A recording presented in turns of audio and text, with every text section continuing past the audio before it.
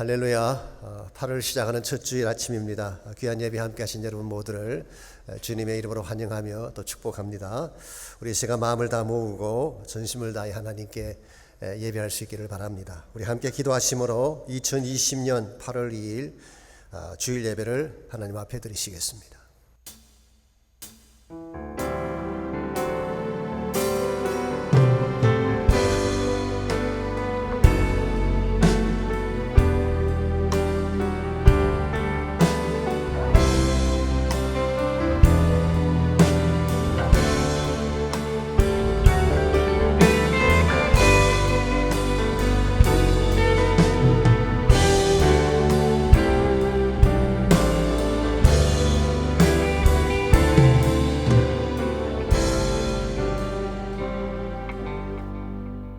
하나님은 우리에게 은혜를 베푸사 복을 주시고 그의 얼굴빛을 우리에게 비추사 주의 도를 땅 위에 주의 구원을 모든 나라에게 알리소서.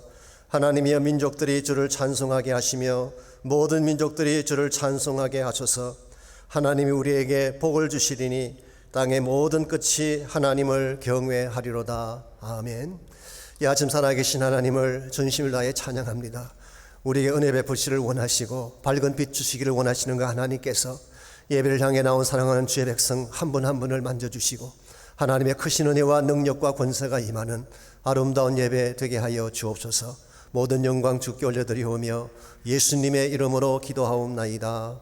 아멘.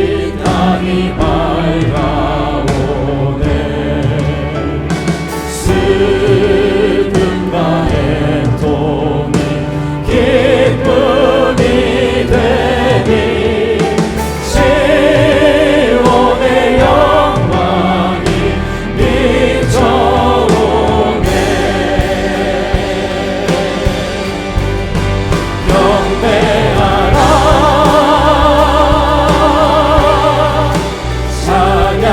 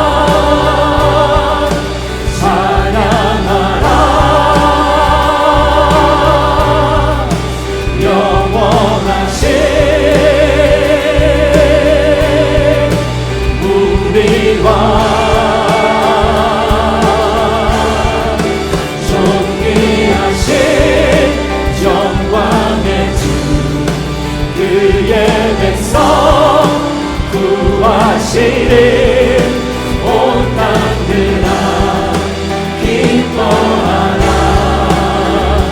주를 경배하라. 찬양하라. 영원하신 우리와 존귀하신 영광의 주 그의 백성 구하시는 온 땅들아 기뻐하라. 주를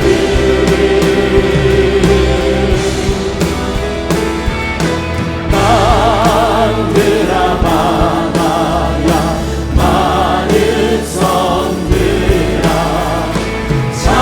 찬양을 주님께 드리어라.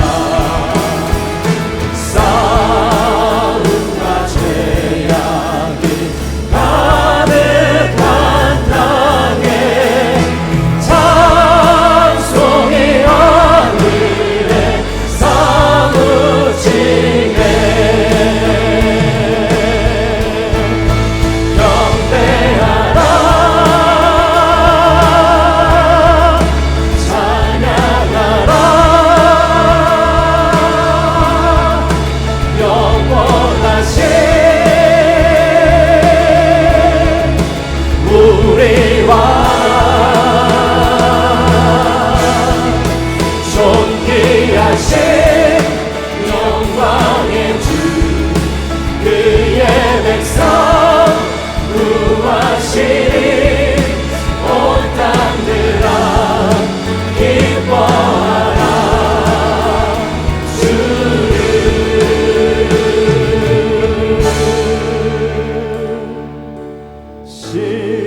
시온의 영광이 빛나는 아침 어둡던 이 땅이 밝아오네. 슬픔과 애통이 기쁨이 되니 시온의 영광이 비춰오네.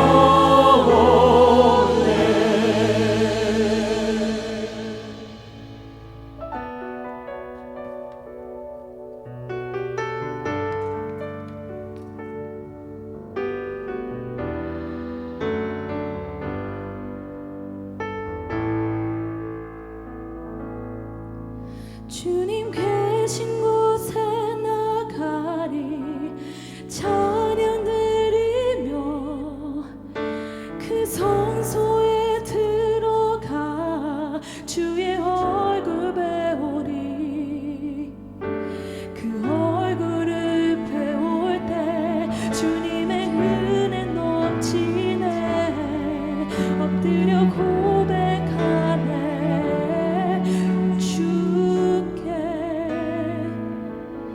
주의 위엄 이곳에 가득해. 전능하신 하나님 아버지 찬양받기 합당한 존귀하신 주님 주의 위엄 이곳에 가득해.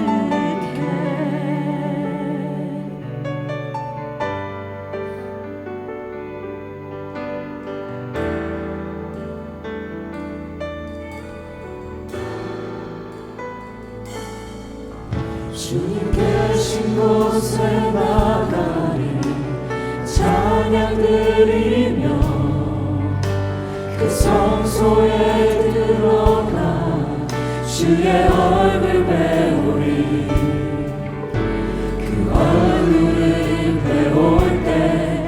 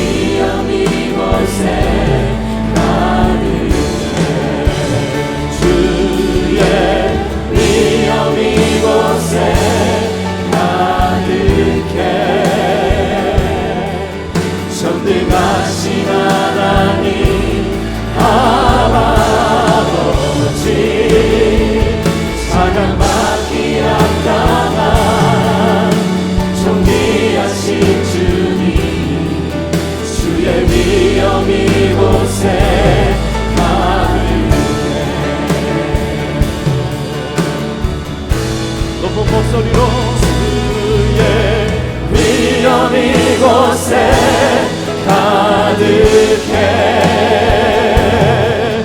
전능하신 하나님 아버지 찬양받기 합당한 존귀하신 주님 주의 위엄 이곳에 주의 위엄 이곳에 가득해 전능하신 하나님 아버지 찬양받기 합당한 존귀하신 주님 주의 위엄 이곳에 가득해 찬양받기 합당한 존귀하신 주님 주의 위엄 이곳에 가득해 주의 위엄 이곳에 가득해 주의 위엄 이곳에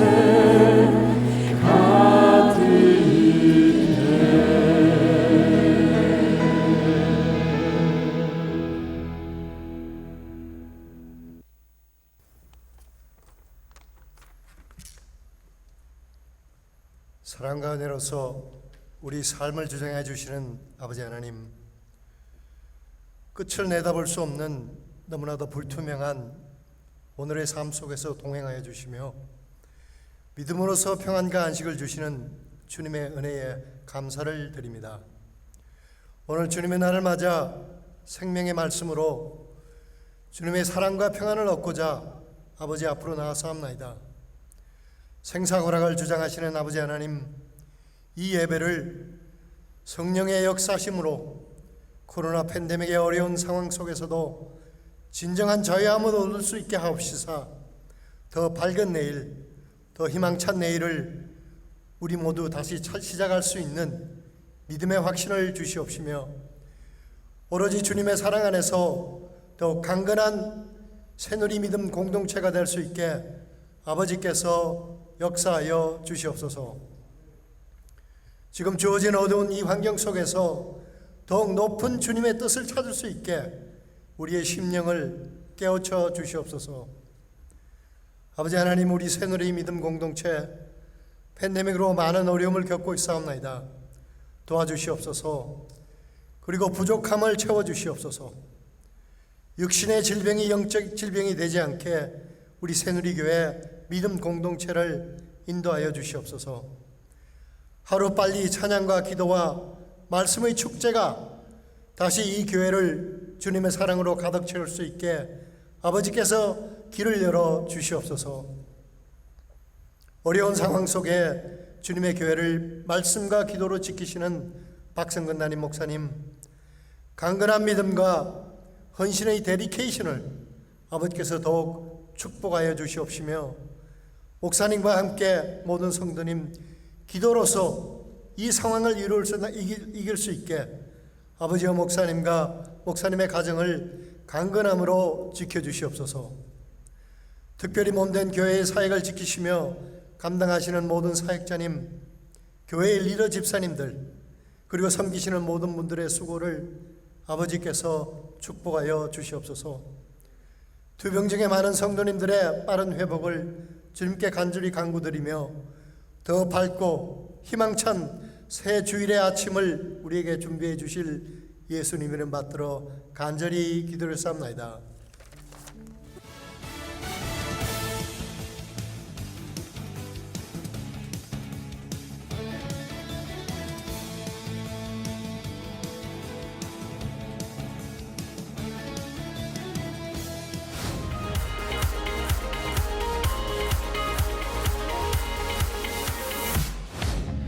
지난 주일에 말할 수 없는 감격과 기쁨 속에서 광야 예배를 드렸습니다. 구름 기둥으로 인도하시는 하나님께서 하늘의 만나와 반석의 생수와 같은 풍성한 은혜를 내려주셨습니다. 계속해서 1부와 2부는 광야 예배로 드려지고 4부는 현장 예배로 드립니다. 교회적으로 안전한 주일 광야 예배가 되도록 만전을 기하고 있습니다. 염려하지 마시고 감동의 주일 광야 예배에 참석하시기 바랍니다.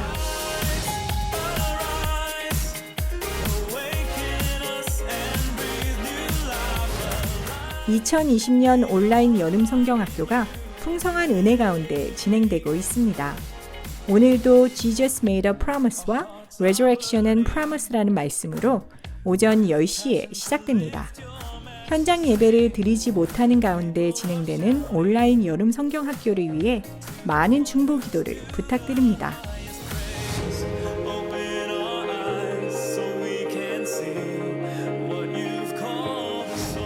영적 경각심을 가지고 깨어 기도하시는 모든 성도님들께 감사드립니다. 우리의 기도를 들으시는 하나님께서 반드시 응답하여 주실 겁니다. 이번 한 주간도 기도로 승리하시기 바랍니다.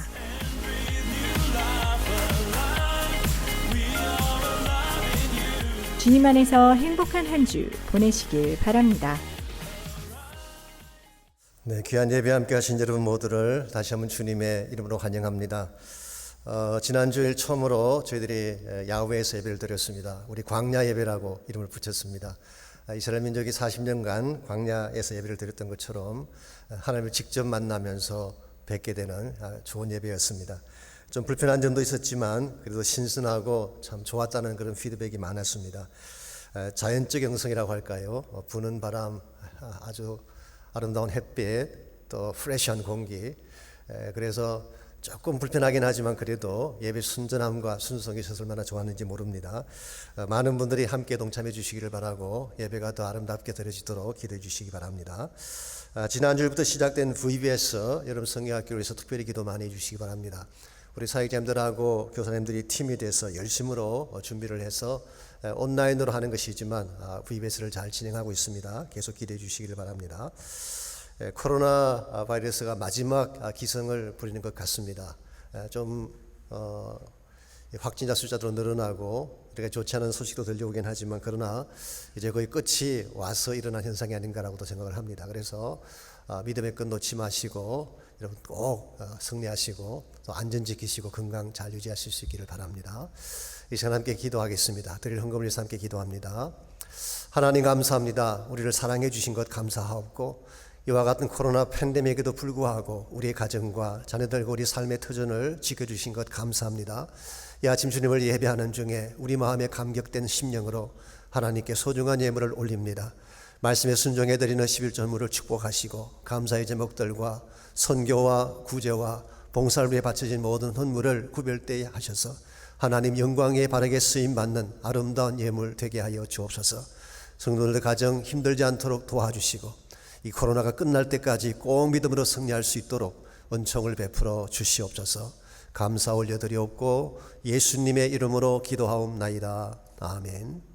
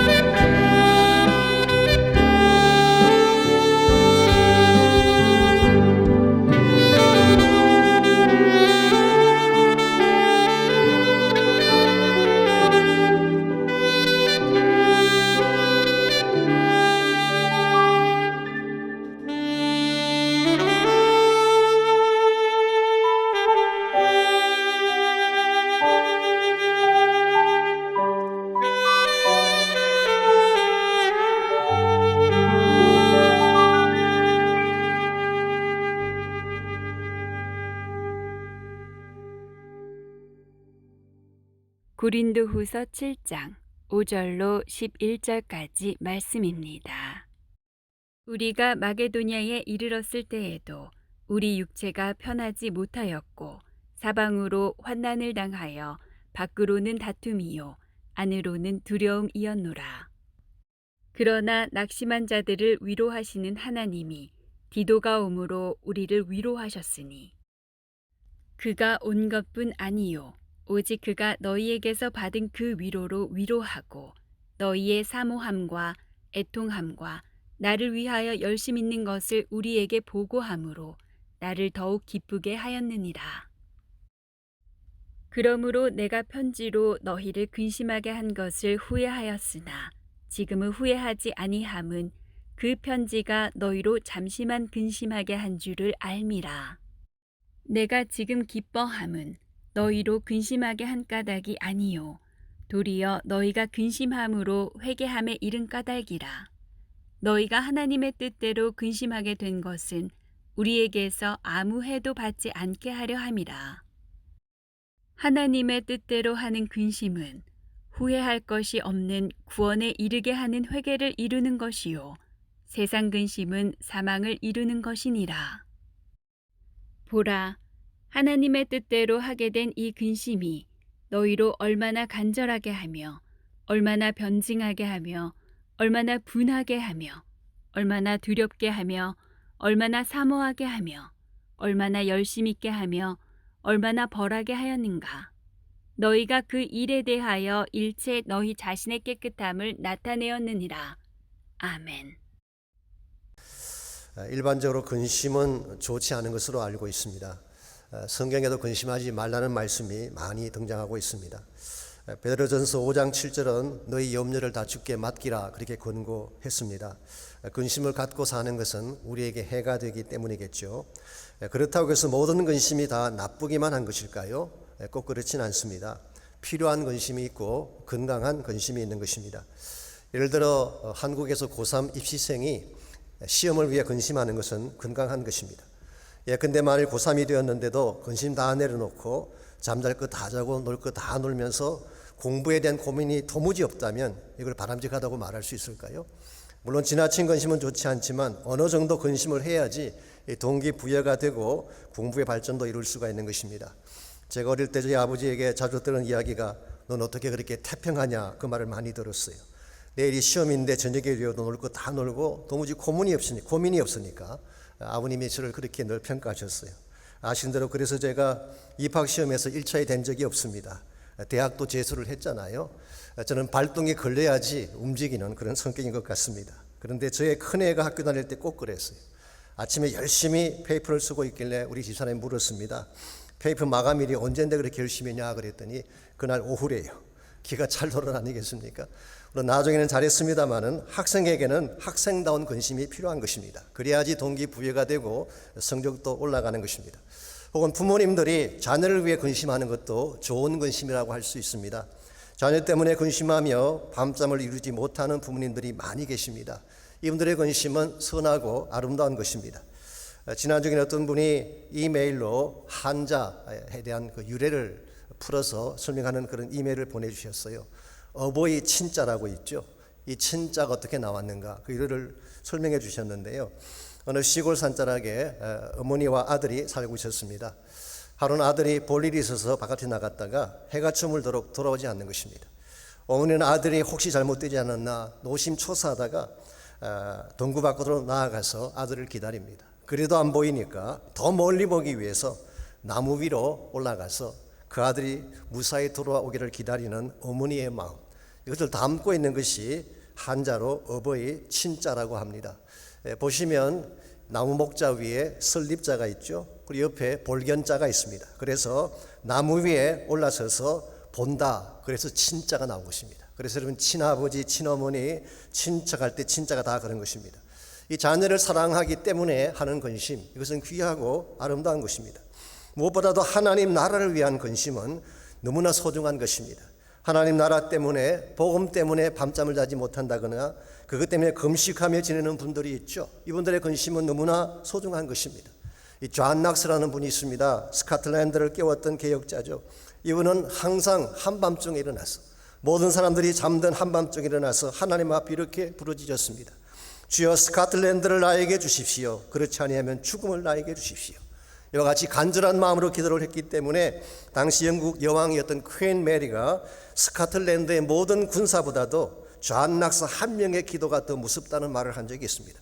이와 같이 기도했기 때문에 결국 그 기도가 영국을 깨우게 되고 스코틀랜드의 교회 부흥을 가져온 것입니다. 오늘 여러분 가정의 삶 가운데도 하나님 나라를 걱정하고 민족의 복음화를 위해 밤잠 자지 않고 기도하며 근심하는 것은 건강하고 아름다운 것입니다. 우리 모두에게는 어느 정도의 근심이 있습니다. 여러분들은 과연 무엇을 근심하며 사시는지요? 단순히 먹고 살기 위한 근심, 좀 더 많이 벌고 출세하기 위한 근심, 이것이 만일 여러분 근심의 전부라면 여러분은 근심의 차원을 좀 바꿀 필요가 있습니다. 우리가 이 땅에 살고 있지만 여러분과 저는 하나님 나라 백성으로 살고 있기 때문에 하나님 백성다운 근심을 해야지 하나님의 뜻에 합당한 것입니다. 하나님의 백성다운 근심은 바로 하나님의 뜻을 위해 근심하는 것입니다. 저는 이와 같은 근심을 거룩한 근심이라고 부르고 싶습니다. 왜냐하면 일반 다른 근심과 구별되는 것이기 때문에 그런 것입니다. 여러분과 제가 세상과는 다른 차원의 근심, 하나님의 뜻을 이루고 하나님을 기쁘시게 하는 근심을 해야 된다면 과연 그 근심은 어떤 내용일까요? 오늘 주신 본문을 통해서 이것을 함께 나누어 보려고 합니다. 오늘 같이 그 본문에 보시면은 그리스도인들이 반드시 해야 될 건강한 근심에 대한 말씀이 오늘 본문에 기록된 내용입니다. 먼저 10절 말씀 보겠습니다. 하나님의 뜻대로 하는 근심은 후회할 것이 없는 구원에 이르게 하는 회개를 이루는 것이요 세상 근심은 사망을 이루는 것이라고 했습니다. 여기서 사도 바울은 두 가지 종류의 근심을 소개하고 있습니다. 하나는 하나님의 뜻대로 하는 근심이고 또 하나는 세상 근심입니다. 이 세상 근심은 worldly grief 혹은 carnal grief라고 번역을 합니다. 이것은 우리가 흔히 말하는 근심이죠. 무엇을 먹을까, 무엇을 입을까, 생존에 대한 근심, 혹은 좀 더 높아지고 출세하기 위한 걱정 근심, 내일에 대한 걱정, 삶의 안위에 대한 걱정, 이 모든 것들이 세상 근심에 해당하는 것입니다. 이와 같은 근심도 필요하긴 하지만 이것이 지나치게 되면 우리의 영혼과 몸을 상하게 하는 것입니다. 요즘 현대인들이 겪고 있는 정신질환 중에 과잉 근심 증후군이라고 하는 질환이 있다고 합니다. 이것을 램프 신드롬이라고 부르기도 한데요. 이것은 마치 알라딘의 램프를 문질러서 지니를 끄집어내는 것처럼 수시로 근심을 끄집어내는 징후를 말하는 것입니다. 길을 걷다가 혹시 땅이 꺼지면 어떡하나 걱정하는 것, 집에서 나올 때 가스불을 끄고 나왔나, 왜 들어갔다 나왔다 하는 사람이 있죠. 심지어는 참새가 전깃줄을 갉아먹어서 불이 나면 어떡하나 이런 근심하는 분들을 램프 증후군이라고 이야기합니다. 혹시 여러분에게 이와 같은 차원의 근심이 있다면 이건 빨리 처리해야 되는 것입니다. 이것은 우리 영혼을 죽이고 심지어 우리의 몸까지 상하게 하는 것이기 때문에, 그래서 오늘 본문은 세상 근심은 사망을 이루는 것이다. It brings death. 이와 같은 근심을 많이 하게 되면 결과적으로 우리 영혼과 몸이 죽는다 그런 뜻이에요. 잠언서 17장 22절은 근심은 뼈를 마르게 한다고 했습니다. 뼈가 말라지면 생기의 근본이 말라 비틀어지게 되는 것입니다. 이와 같은 근심은 할 수만 있다면 내려놓아야 됩니다. 주님께 다 맡겨버리고 하나님이 나의 삶의 주권자됨을 인정하고 사는 것이 바른 자세이죠. 그런데 오늘 본문에서 바울은 또 한 가지 차원의 근심을 소개합니다. 그 근심은 하나님의 뜻대로 하는 근심이라고 했어요. ESV 성경 English Standard Version은 이것을 godly grief, 이 신령한 근심, 경건한 근심 혹은 거룩한 근심 그렇게 번역을 했습니다. 왜냐하면 이 근심은 하나님의 뜻을 이루고 생명의 열매를 가져오는 것이기 때문에, 그래서 하나님의 뜻대로 하는 근심은 후회할 것이 없는 구원에 이르는 회개를 만드는 것이라고 설명하고 있습니다. 근심을 해도 후회할 필요가 없는, 근심했기 때문에 결과가 더 아름답고 기쁨을 가져오게 하는 근심, 이것이 바로 성경이 말하고 있는 하나님의 뜻대로 하는 근심. 오늘 여러분과 저에게 이와 같은 근심이 필요합니다. 거룩한 근심이 필요해요. 그래야 우리 삶이 더 경건해지게 되고 더 아름다운 열매를 맺게 되는 것입니다. 오늘 여러분들은 주로 무엇 때문에 밤잠을 이루지 못하는지, 여러분 근심의 주제는 과연 어떤 것입니까? 우리가 진실로 예수의 제자가 되었다면 이제는 바른 것을 위해 근심할 수 있어야 됩니다. 하나님의 뜻을 이루고 하나님의 영광을 드러낼 수 있는 근심, 이런 근심을 해야지 우리 삶에도 열매가 아름다워지게 되고 하나님께도 영광이 되는 것입니다. 그렇다면 우리가 해야 될 거룩한 근심은 구체적으로 어떤 것을 의미하는 것일까요? 오늘 본문에 보시게 되면 하나님이 기뻐하실 바른 근심 세 가지가 오늘 본문에 소개가 되어 있습니다. 첫 번째는 사랑을 위한 근심. 이게 하나님을 기쁘시게 하는 근심이에요. 사랑하기 때문에 하는 근심은 많은 사람들에게 축복을 나눠주는 것이기 때문에 이것은 필요한 근심이 되는 것입니다. 5절을 보시기 바랍니다. 바울이 고린도 성도들 때문에 했던 근심이 어떤 것인가가 5절에 나와 있습니다. 우리가 마게도냐에 이르렀을 때에도 우리 육체가 편하지 못하였고 사방으로 환난을 당하여 밖으로는 다툼이요 안으로는 두려움이었노라 라고 했어요. 여기서 육체가 편하지 못했다 그랬는데 사도 바울이 육체가 편하지 못한 이유가 무엇일까요? 오늘 본문에 나와 있지 않지만 본문의 배경인 사도행전 18장에 보게 되면 사도 바울이 에베소에서 폭동이 일어났을 때에 상당히 어려움을 겪고 에베소를 떠나게 됩니다. 그리고 드로아를 거쳐서 마케도니아로 내려간 사건이 기록되어 있죠. 그때 폭동 때문에 환난 때문에 많은 다툼 때문에 육체적으로 불편했습니다. 그래서 오늘 본문에서 육체가 편하지 못했다 이 말씀은 쉽게 이해가 됩니다. 그런데 안으로는 두려움이 있었다고 하는데 이게 과연 무엇 때문일까? 왜 사도 바울의 마음속에 두려움이 있었을까요? 어떤 분은 사도 바울의 안위에 대한 염려 때문이 아닌가 그렇게 해석하는 분도 계시지만 그건 앞뒤가 맞지 않습니다. 왜냐하면 바울은 자기 목숨까지 기꺼이 내어놓고 사역하는 종인데 기껏 자기의 편안 때문에 안위 때문에 두려워했을까요? 그것은 맥센스하지가 않습니다. 그럼 여기서 바울이 마음에 느꼈던 두려움은 사실은 고린도 성도들 때문이었어요. 그들의 마음의 평강에 혹시 잘못된 것이 주어지나 이것 때문에 염려하고 두려워한 것입니다. 8절을 잠깐 보시면 그게 한 통의 편지가 나오죠. 사실은 바울이 이것 때문에 두려워하고 근심한 것입니다. 이 8절에 나오는 이 편지는 이미 말씀드린 적이 있습니다마는 고린도 전서를 말하는 것이 아닙니다. 고린도후서 2장 4절에 나오는 눈물로 쓴 편지를 말합니다. 바울이 에베소에 있을 때에 고린도 교회의 분열에 대한 소식을 듣고 급하게 고린도를 방문한 적이 있었습니다. 그때 이미 말씀드린 것처럼 사도 바울이 대적자들 때문에 그 교회 문전에서 쫓겨나는 수모를 당하게 되죠. 그래서 이것을 바울은 아픔의 방문, painful visit이라고 불렀어요.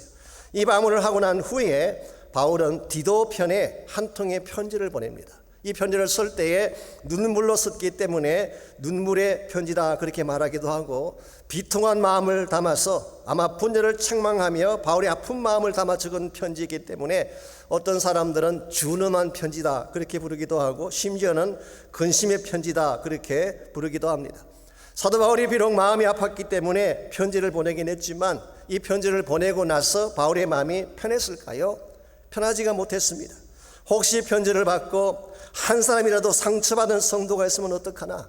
이 편지 때문에 교회 상황이 더 악화되어지면 어떡하나? 그냥 있을 걸, 좀 더 참을 걸, 여러 가지 생각 때문에 바울의 마음이 불편한 것입니다. 이와 같이 성도들의 마음 가운데 혹시라도 아픔이 주어지면 어떡하나 해서 밤잠을 이루지 못하는 바울의 모습 속에서 우리는 바울의 깊은 사랑을 읽어볼 수가 있습니다. 이것은 마치 부모가 자식에게 조금 심한 꾸중을 하고 나면 오히려 밤새 잠을 자지 못할 때가 있지 않습니까? 좀 심한 말을 하고 나면 잠이 오지 않습니다. 동일한 심정을 바울이 가진 것입니다. 그러므로 여기에 나타난 바울의 근심은 바로 사랑을 위한 근심이다 그렇게 말할 수 있어요. 그들을 사랑하기 때문에 그들의 안위를 걱정하기 때문에 했던 근심, 이와 같은 근심은 아름다운 것입니다.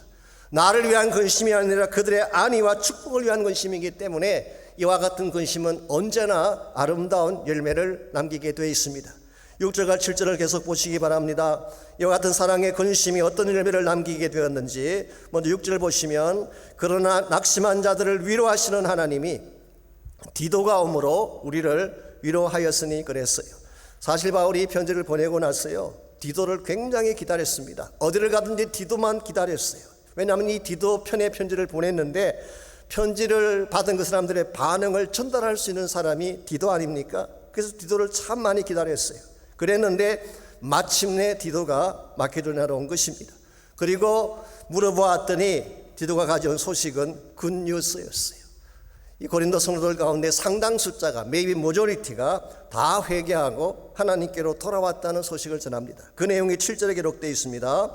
그가 온 것뿐 아니요 오직 그가 너희에게서 받은 그 위로로 위로하고 너희의 사모함과 애통함과 나를 위하여 열심히 있는 것을 우리에게 보고함으로 나를 더욱 기쁘게 하였느니라.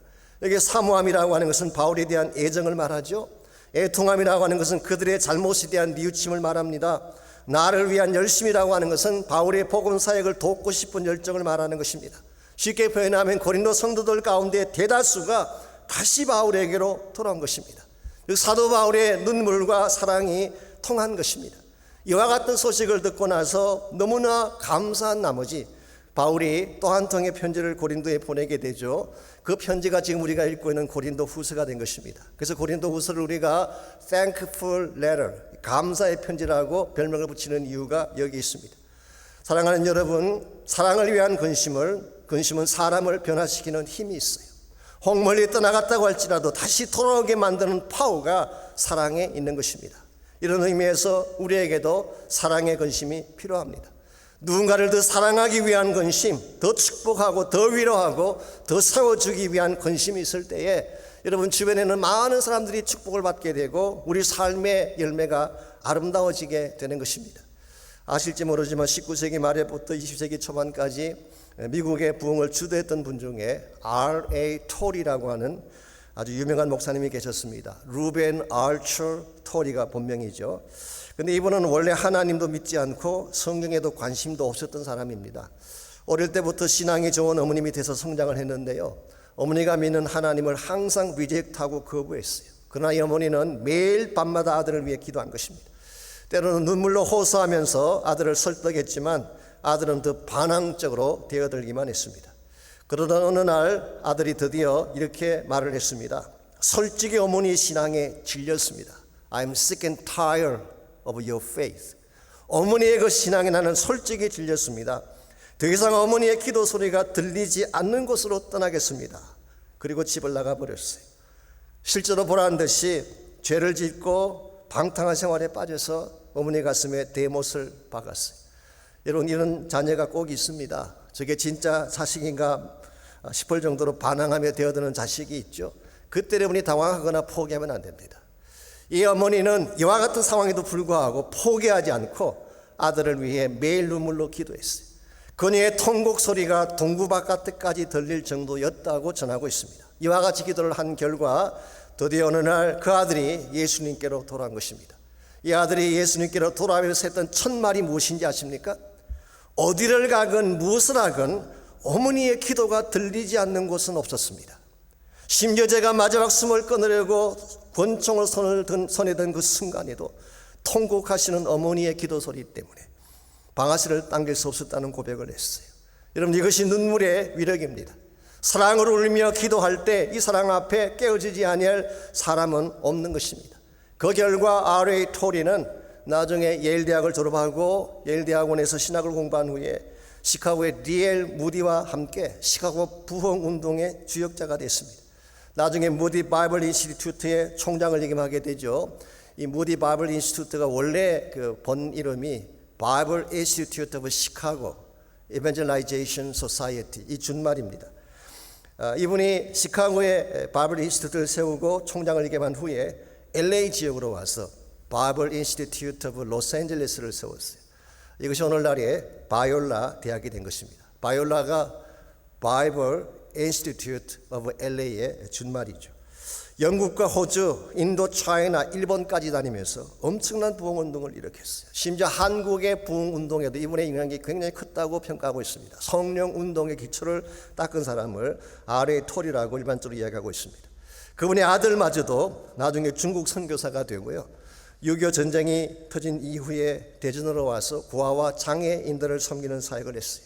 그리고 그분의 손자가 역시 한국으로 와서 돌아가실 때까지 한국교회를 섬겼어요. 그분의 이름이 대천덕 신부님, 영어 이름이 바로 R.A. 톨이 3세, 성공의 신부님이죠. 강원도에 예수원을 세우고 청빈과 노동의 삶을 가르치지 않았습니까? 지금은 그의 정손자 되는 벤 톨이 신부님이 한국에 와서 섬기고 있습니다. 이 4대째 한국을 섬기는 가문이 됐어요. 참으로 경이로운 열매가 아닐 수 없습니다. 이 모든 열매가 무엇을 통해 일어나게 된 것이라고요? 이 사랑의 근심 때문이에요. 정말 사랑으로 어머니가 뿌렸던 기도의 눈물이 결국 아들을 변화시키고 이와 같이 엄청난 일들을 만들게 된 것입니다. 그러므로 여러분들 사랑의 눈물을 아끼지 마십시오. 눈물로 씨를 뿌리는 자는 반드시 기쁨의 단을 거둘 오기 때문에 이와 같이 우리가 사랑하기 위한 근심은 거룩하기도 하고 아름다운 것입니다. 두 번째로 하나님이 기뻐하시는 근심은 구원을 위한 근심, 생명을 구원하기 위한 근심을 하나님은 기뻐하세요. 9절을 보시기 바랍니다. 내가 지금 기뻐함은 너희로 근심하게 한 까닭이 아니요 도리어 너희가 근심함으로 회개함에 이른 까닭이라. 너희가 하나님의 뜻대로 근심하게 된 것은 우리에게서 아무 해도 받지 않게 하려 함이라. 자, 여기서 사도 바울은 자신의 편지가 비록 근심을 가져오긴 했지만 궁극적으로 이것이 기쁨을 안겨준 사실을 밝혀주고 있습니다. 왜냐하면 그 편지를 받은 고린도 성도들이 회개하고 하나님께로 돌아왔기 때문이에요. 그래서 결과적으로 하나님의 뜻대로 하는 근심은 그들로 하여금 아무 해도 받지 않게 했다. 여기서 해를 받지 않는다 이 말은요, 아무런 상해도 입지 않았다, not be damaged, 그런 뜻을 가지고 있어요. 혹은 어떠한 상실도 가져오지 않았다, not suffer loss. 사실은 이 제미어 the라는 이 단어가 신약 성경의 다른 곳에서 명상으로 사용을 많이 했는데요, 이 제미아라는 단어인데 loss, 상실 그렇게 번역하는 단어로 많이 사용이 됐고, 어떤 성경에는 eternal loss, 영원한 상실을 의미하기도 했습니다. 자, 그렇다면 여기서 한번 유추해 볼 수 있는 것이 있습니다. 만일 바울이 하나님의 뜻대로 하는 근심을 하지 않았더라면 이들이 입게 될 이들이 입게 될 상실은 무엇이었을까라고 하는 질문이에요. 무엇을 상실하게 됐을까요? 그 해답이 10절에 암시가 되어 있습니다. 10절을 다시 봅니다. 하나님의 뜻대로 하는 근심은 후회할 것이 없는 구원에 이르게 하는 회개를 만든다고 말씀하고 있습니다. 이 근심을 하지 않았더라면 그들의 잘못을 깨닫지 못했을 것이고, 깨닫지 못했더라면 회개하지 못했을 것이고, 회개하지 않았더라면 구원의 자리로 돌아올 수 없었을 터인데, 이 근심이 결과적으로 그들을 다시 살게 하고 그들의 구원을 다시 회복하게 만들었다, 그런 뜻이에요. 이런 의미에서 하나님이 기뻐하실 두 번째 근심은 누군가를 살리기 위한 근심, 구원하기 위한 근심, 복음을 통해 잃어버린 영혼들을 하나님께로 돌아오게 하기 위한 근심은 하나님이 기뻐하시는 근심이 되는 것입니다. 오늘과 제가 우리 자신을 위해서는 근심을 많이 하죠.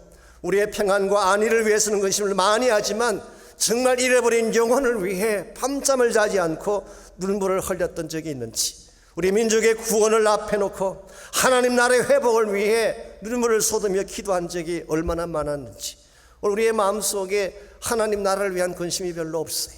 자기 민족을 향한 통곡의 마음이 없다는 것입니다. 근데 사도 바울은 그렇지 않았어요. 로마서 9장 2절을 보시면은 사도 바울이 이방인의 사도로서 수많은 복음 전거를 했지만 그러나 자기 동족 유대인이 예수 모르는 그 사실 앞에 얼마나 그가 아파하며 근심했는지 로마서 9장 2절은 그렇게 기록하고 있습니다. 나에게 큰 근심이 있는 것과 마음에 그치지 않는 고통이 있는 것을 하나님이 아신다. I have unceasing anguish in my heart. 내 마음속에 끊임이 없는 anguish, 큰 고통과 마음의 아픔이 있다, 그런 고백을 했어요. 왜냐하면 다른 이방인들은 예수님께로 돌아와서 구원에 참여하는데 자기 동족 유대인은 아직 주를 떠난 가운데서 방황하는 모습을 보며 그는 견디지 못해 근심하며 울며 하나님 앞에 메어 달린 것입니다. 이것이 바로 복음을 위한 근심이라고 할 수가 있습니다. 하나님을 경험하는 삶에 자주 인용되긴 합니다만 월드 비전의 창시자인 밥 피어스도 동일한 고백을 한 적이 있지 않습니까? 하나님의 마음을 아프게 하는 것으로 나의 마음을 아프게 하십시오. Let my heart be broken by that which broke the heart of God. 하나님의 마음을 아프게 하는 것으로 나의 마음을 아프게 해주십시오. 여러분과 저에게도 이런 아픔이 필요합니다. 하나님이 진짜 아파하는 것이 무엇인지, 하나님이 통곡하며 웃어야 될 이유가 무엇인지 관심을 갖고 하나님을 아프게 하는 것이 나의 아픔이 되고 하나님의 근심이 나의 근심이 될 때에 우리 주변에 다시 복음이 일어나기 시작하고 하나님 나라가 회복되기 시작하는 것입니다. 이런 면에서 하나님의 뜻을 이루는 근심은 1차적으로 사랑을 위한 근심이에요. 여러분이 누군가를 사랑하기 위해 근심하고 눈물 흘리고 기도하는 것 귀한 것입니다. 두 번째로 생명의 구원을 위한 근심. 이것이 하나님 나라를 세우고 죽은 영혼들을 구원케 하는 놀라운 은혜가 임하는 근심입니다. 마지막 세 번째로 하나님을 기쁘시게 하는 근심은 영적 각성을 위한 근심입니다. 영적으로 다시 깨어나기 위한 근심, 이것은 대단히 중요한 것입니다. 사실 그동안 고린도 교회는 영적인 잠에 빠져 있었습니다. 그렇게 많은 죄와 더러움을 안고 살면서도 그것이 얼마나 심각한 질병인지를 모른 채 살아왔습니다. 그랬던 고린도 성도들인데 11절 말씀 보십시오. 그와 같이 잠자던 그 교회가 근심의 편지를 통해 어떻게 깨어나게 되었는가요? 11절 말씀 봅니다. 보라, 하나님의 뜻대로 하게 된 이 근심이 너희로 얼마나 간절하게 하며 얼마나 변정하게 하며 얼마나 분하게 하며 얼마나 두렵게 하며 얼마나 사모하게 하며 얼마나 열심 있게 하며 얼마나 벌하게 하였는가. 너희가 그 일에 대하여 일체 너희 자신의 깨끗함을 나타내었느니라. 일곱 가지 차원의 그들의 탄식과 변화가 기록되어 있습니다. 얼마나 간절하게 했는가. What earnestness. 자신들의 잘못에 대한 진지함을 말합니다. 얼마나 변증하게 했는가. What vindication. 자신들의 잘못을 깨끗하게 하기 위한 노력을 말합니다. 얼마나 분하게 했는가. What indignation. 죄에 대한 거룩한 분노를 말합니다. 얼마나 두렵게 했는가. What fear. 하나님에 대한 거룩한 경외심을 말합니다. 얼마나 사모하게 하며 What longing. 거룩한 열망이죠. 하나님의 임재를 열망하고 성령의 임재를 열망하는 거룩한 열망. 그리고 얼마나 열심히 있게 했는가. What zeal. 거룩한 열정입니다. 복음을 향한 열정. 그리고 마지막으로 얼마나 벌하게 하였는가. What punishment. 이 거룩한 자신의 죄에 대한 거룩한 자기 책망을 말하는 것입니다. 이 모든 것은 그들이 영적으로 다시 깨어났다는 것을 잘 보여주고 있어요. 그래서 오늘 본문의 마지막 부분을 보십시오. 너희가 그 일에 대하여 일체 너희 자신의 깨끗함을 나타내었다고 기록하고 있어요. 비로소 분열과 세속적인 더러움에서 돌아서서 하나님의 거룩한 백성으로 변화되기 시작했다, 그런 뜻입니다. 올림가족의 삶에도 이와 같은 변화, 이와 같은 각성이 필요합니다. 우리 안에 만연한 죄를, 우리 마음속에 있는 세속적인 욕망을 당연시할 때가 참 많아요. 이 죄 때문에 몸부림치고 내 마음속에는 세속적인 욕망을 끊기 위해 몸부림을 치며 아파한 적이 혹시 있나요? 그렇지 않습니다. 우리 너무나 당연시 여기며 살아가고 있어요.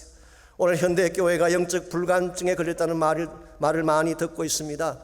웬만한 죄에 대해서는 별로 가책도 느끼지 않아요. 거짓말하는 거, 사기치는 거, 성적인 타락을 범하는 거 별로 죄책감조차 느끼지 않습니다. 교회가 물량주의를 지향하고 복음이나 생명에 무관심해 이것 때문에 아파하는 사람들 별로 없어요. 세속적인 문화나 놀이 같은 것이 교회 안에 들어와서 영성을 갈아먹고 기도나 예배를 대신해도 별로 놀라는 사람 없습니다.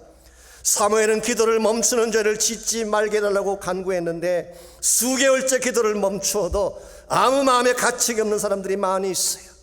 요즘 이 시대에 민족의 죄를 가슴에 품고 자신의 죄를 가슴에 품고 가슴침이 우는 자를 본 적이 있나요? 예배의 재단이 무너진 사실 앞에, 복음의 빛을 잃어가는 그 사실 앞에 아파하며 통곡하며 우는 자를 본 적이 있나요? 그만큼 우리의 영성이 죽었다는 증거일지 모르겠어요. 오래전에 A.W. 토저 목사님이 현대교를 향했던 유명한 말이 있습니다. 엘리야는 갈멜산에 올라 무너진 12돌을 취하고 제단을 수축하며 성령의 불이 쏟아지기를 전심을 다해 기도했는데 현대교회는 제단 곁에 앉아서 돌의 숫자만 세고 있다고 말한 적이 있어요. 뼈아픈 지적이 아닐 수가 없습니다. 우리의 진정한 관심사가 뭐냐 그 말이에요. 외적인 숫자인가 하나님의 성령의 임재인가. 제가 페이트 클리닉 할 때마다 우리 목사님들에게 자주 인용하는 예화가 하나 있습니다. 저희 교단에 그 선교사님 한 분이 안식년을 맞이해서 저희 교단에서는 안식년이라고 말하지 않고 stateside assignment라고 이렇게 이야기합니다. 안식년을 맞이하게 되면 미국 전역을 다니면서 교회를 방문하고 선교 보고를 하고 기도를 받는 그런 일을 시키죠. 이번에 오클라호마에 있는 한 교회를 방문을 했습니다. 그랬더니 그 교회 목사님이 계속 교회 숫자에 대한 자랑을 늘어놓고 있었어요. 듣다 못한 그 선교사님이, 목사님은 왜 아직도 민수기서에만 머물고 계십니까? Why do you stay on the book of Numbers? Why don't you move on to the book of Acts? 이제는 사도행전서로 넘어가야 되지 않겠습니까? 참 기가 막힌 지적입니다. 왜 book of Numbers, 이 숫자를 세는 것에만 관심을 갖고 성령이 임하시고 하나님의 나라가 임하는 것에 대해서는 관심이 없는가? 우리의 관심사가 무엇입니까? 숫자인가요? 성령인가요? 현상 유지인가요? 선교인가요? 교회의 목적은 메인테너스가 아닙니다. 교회의 목적은 미션이에요. 선교하지 않는다면 교회가 존재할 의미가 별로 없습니다. 물론 저희들에게 숫자가 필요하긴 하죠. 그러나 막연한 무리들의 숫자만 가지고 하나님의 비전을 이뤘다고 말하는 것은 대단히 위험합니다. 우리들 가운데 정말 성령 받고 기름 부음 받은 사람들, 참 예수의 군대로 부름받은 사람들이 얼마인가를 확인해야 돼요. 그들이 확인되지 않는다면 하나님 나라는 이루어지지 않기 때문에, 이런 면에서 여러분과 제가 깨어나야 됩니다. 시대가 점점 악하게 가기 때문에 우리는 깨어나야 돼요. 로마서 13장 11절에서 바울은 경고했습니다. 너희가 이 시기를 알거니와 자다가 깰 때가 벌써 되었다. 깨어나도 벌써 깨어나야 했는데 왜 아직도 잠자고 있느냐, 그런 지적 아니겠습니까? 오늘 여러분과 제가 잠에서 깨어나야 돼요. awaken 해야 돼요. 그래야지 우리의 삶도 회복이 되지만 하나님의 나라로 다시 일어서게 되는 것입니다.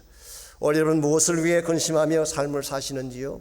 나의 안전이나 나의 축복, 나의 생존을 위한 근심에 여러분 삶의 모든 것을 다 투자하고 있다면 이제는 그 근심은 하나님께 맡기시기를 바랍니다. 여러분이 염려한다고 될 문제가 아니기 때문이에요. 오히려 여러분의 근심을 바꾸셔야 돼요. 나의 안위를 위한 근심에서 하나님의 뜻을 위한 근심으로, 우리의 근심이 거룩한 차원으로 변화되어질 때에 여러분의 삶이 건강해지게 되고 하나님의 기뻐하는 열매가 많이 생기게 되는 것입니다. 이런 면에서 좀 더 사랑하기 위한 근심, 좀 더 진실해지고 좀 더 축복하기 위한 근심은 정말 중요한 것입니다. 복음을 위한 근심, 민족의 구원과 열방을 향한 근심은 하나님의 꿈을 이루는 거룩한 근심이 되는 것입니다. 무엇보다도 예배를 회복하고 기도를 회복하고 성령의 사람으로 바로 서기 위한 근심은 오늘 시대가 가장 관심 가져야 될 중요한 근심의 과제가 아닐 수 없습니다. 오늘 이 시대의 영성이 점점 식어가고 있지 않습니까? 코로나 사태 이후에 예배가 중단되고 기도와 모임이 중단되면서 우리도 모르는 사이에 영적으로 굳어져 가고 있다는 사실을 누구도 부인할 수가 없습니다. 경제가 힘들고 비즈니스가 막히는 것만이 위기가 아닙니다.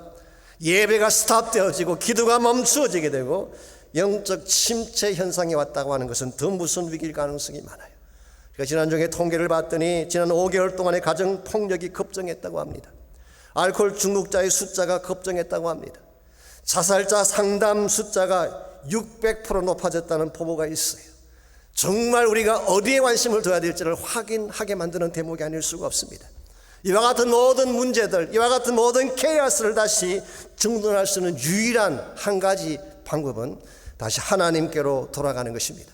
우리가 하나님께 나아가서 하나님의 은혜를 구하고 성령의 능력을 구하고 하나님의 보좌 앞에 나가서 기도하지 아니하면 절대로 우리 개인의 삶도 회복될 수가 없고 미국도 회복될 수가 없고 한국 교회들과 미주에 있는 모든 교회들이 회복되는 것은 불가능합니다. 그러나 만일 지금이라도 다시 awakening해서 다시 깨어나서 하나님의 보좌를 향해 나아가서 하나님의 능력과 은혜를 구하게 된다면 우리는 다시 회복되어 일어날 수가 있는 것입니다.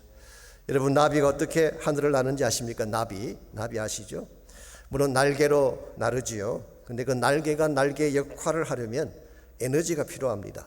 근데 나비 자체에게는 그 에너지를 만들 수 있는 능력이 없어요. 이 곤충학자들에 의하면 나비의 날개 위에는 수만 개의 비늘이 있다고 합니다. 이 비늘이 평소에는 별것 아닌 것처럼 보이지만 아침에 태양이 떠오르면 그것이 태양 전지와 같은 역할을 한대요. 그래서 이 비늘 속에 아침 햇살이 태양의 에너지를 넣어주는 것입니다. 이 에너지로 나비가 하늘을 향해 나르고 멀리까지 날아갈 수가 있는 것입니다. 우리 크리스찬 삶도 마찬가지입니다. 우리 스스로 에너지를 창출할 수 없습니다. 우리가 아무리 힘겹게 날개짓을 해도 우리의 힘만으로 하늘을 향해 오를 수가 없습니다. 그런데 의의 태양이신 하나님을 향해 두 손을 들면, 기도하면 하나님이 영적 에너지를 무한대로 부어주시는 것입니다.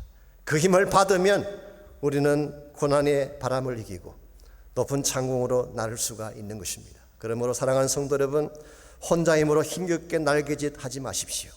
아무리 힘겹게 날개짓을 해도 여러분은 절대 여러분의 힘으로 날아오를 수 없기 때문에 오히려 하나님의 보좌를 향해 나오시기 바랍니다. 두 손 들고 기도하시기 바랍니다. 하나님이 나의 삶 가운데 에너지를 부어주시도록, 성령의 능력과 권세를 부어주시도록, 하나님이 치료의 광선을 나에게 부어주셔서 정말 우리가 하나님의 에너지를 가지고 다시 일어나 날아갈 수 있도록 기도하시기를 바랍니다. 오늘 여러분에게 필요한 것은 바로 하나님입니다. 우리 이 시대에 모든 것을 회복하고 다시 우리 삶이 아름답게 변할 수 있는 유일한 이유는 하나님 한 분밖에 없어요. 그분만이 모든 것을 새롭게 만드실 수 있는 분이기 때문에 이런 의미에서 오늘 여러분과 제가 이 하나님을 향해 다시 새로운 마음으로 나가는 시간이 있기를 바랍니다. 여러분 마음속에 혹시 세상 근심이 있다면 세상 근심은 다 내려놓고 하나님께 맡기시기를 바랍니다. 여러분이 무엇 때문에 걱정하든 근심하든 하나님께 내려놓고 맡기면 하나님이 다스려 주실 거예요. 그리고 나의 마음속에 진짜 해야 될 근심을 회복시켜 달라고, 사랑하기 위한 근심을 회복시켜 주시고 더 거룩해지기 위한 근심을 회복시켜 주시고 생명과 복음을 위한 근심의 마음을 회복시켜 주셔서 내가 참 하나님의 사람답게 바르게 살 수 있도록 은혜를 부어달라고 기도하시기 바랍니다. 우리 힘만으로 절대 나를 수 없습니다. 그러나 하나님의 성령을 받게 되면, 성령의 에너지를 공급받게 되면 어떠한 고난에도 어떠한 흑암 가운데서도 우리는 다시 일어날 수가 있습니다. 그러므로 이 시간 여러분 기도할 때에 두 손 들고 간절한 마음으로 하나님의 성령의 임재를 간구하며 기도하시기를 바랍니다. 주의 임재 속에 은혜를 알게 해주십시오. 성령으로 채우사 주님 보게 해주십시오. 나를 다시 빚어주시고 나에게 새로운 날을 열어주십시오. 예수님 목마릅니다. 나의 심령 가운데 성령의 기름을 부어 주옵소서. 여러분 간절하게 하나님 앞에 기도하며 나가는 시간이 있기를 바랍니다. 우리 함께 기도하겠습니다. 하나님 참으로 연약한 저희들입니다. 아무리 노력하고 힘써도 우리 힘만으로 나를 수 없는 무능력한 존재들입니다. 우리에게 하나님의 임재가 필요합니다. 성령의 능력이 필요합니다. 우리가 두 손 들고 주 앞으로 향하여 나아갈 때에 하나님께서 성령의 은혜를 우리 심령 가운데 부어주시고 하늘의 권세와 능력을 우리의 마음 가운데 부어주셔서 코로나 팬데믹뿐만 아니라 우리를 공격하는 모든 고난의 바람을 다 이기고 하나님의 창공을 향해 나를 수 있는 우리 모두가 되게 하여 주옵소서. 오늘 이 시간 우리와 함께 하실 성령을 찬양합니다. 우리의 마음을 회복시켜 주십시오. 우리 마음을 다시 거룩한 자로 만들어 주십시오. 내 마음의 새날이 시작되게 하여 주십시오. 내 마음속에 상처나 아픔이 있다면 다 치유해 주시고 주의 권세로 깨끗함 받고 새롭게 일어서는 거룩한 역사가 오늘 이 시간 우리 심령 가운데 일어나게 하여 주시옵소서. 마음이 상한 자를 고치시는 주님, 하늘의 아버지 날 주관하소서. 주의 길로 인도하사 자유케 하소서. 새 일을 행하사 분케 하소서. 우리 다시 한번 고백합니다. 마음이 상한 자를 고치시는 주님, 하늘의 아버지 날 주관하소서. 주의 길로 인도하사 자유케 하소서. 새 일을 행하사 분케 하소서. 의에 줄이고 목이 마르니 성령의 기름 부소서. 의에 줄이고 목이 마르니 내 잔을 채워 주소서. 성령으로 채우사 주 보게 하소서. 주의 임재 속에 은혜 알게 하소서.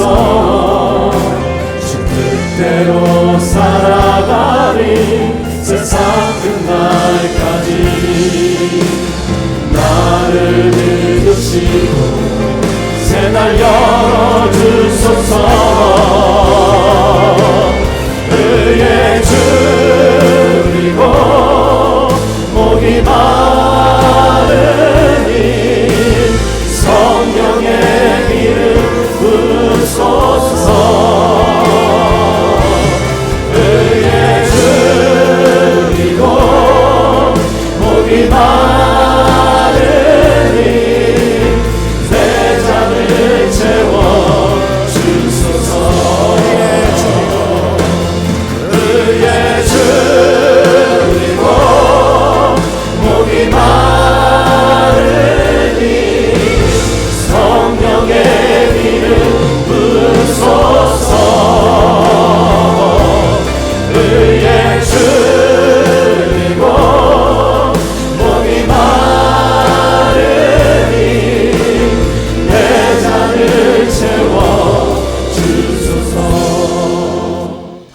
감사합니다. 주님 오실 날 멀지 않은 이 마지막 때에 저희들을 예수의 군사로 불러주시고 하나님 나라 킹덤 비전을 바라보게 하시고 주님의 오실 날을 앙망하며 보험 위에 달려가게 하신 것을 감사합니다.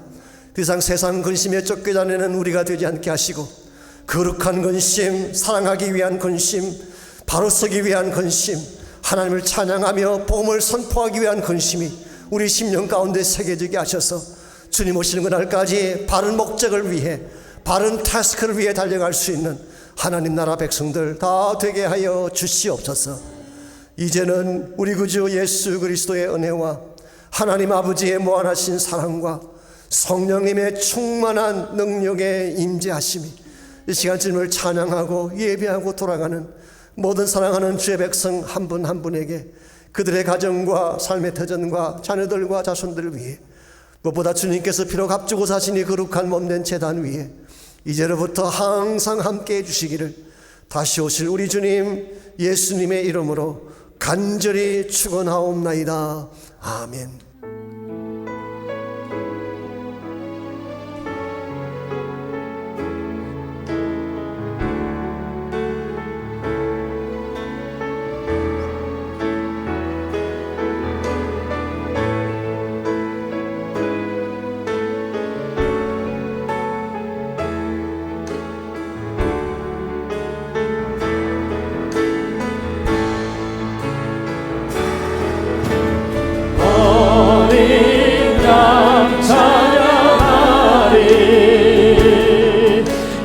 평생 그 하나로 충분해요.